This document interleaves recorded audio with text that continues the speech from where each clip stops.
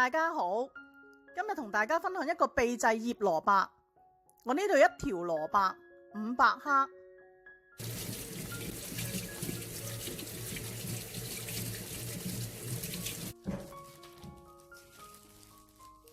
做呢個醃蘿蔔呢，唔需要去皮，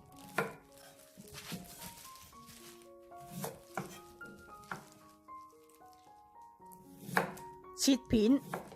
呢個片呢，唔好切太薄，亦都唔好切太厚，好似咁樣就得㗎喇。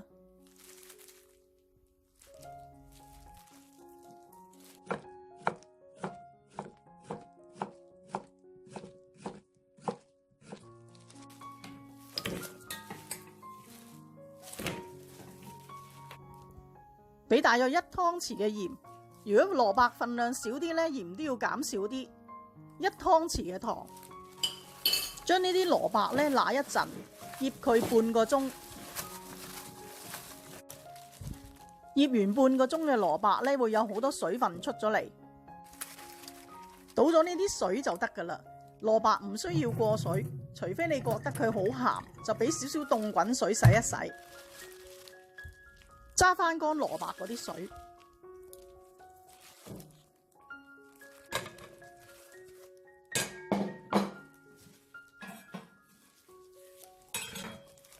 俾少少辣椒，呢個係薑片，你用薑米都得嘅。蒜片，用蒜蓉都可以。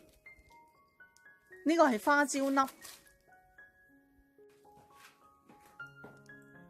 灒少少滾油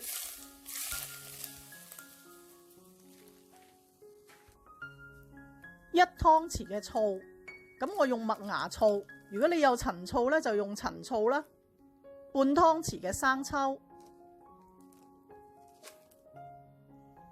半湯匙老抽，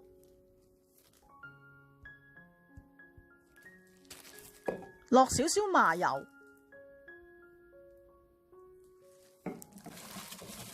撈勻所有嘅醃料啦，醃佢半個鐘。朝頭早醃定，擠雪櫃夜晚食，咁就係夏天一道非常美味嘅涼菜。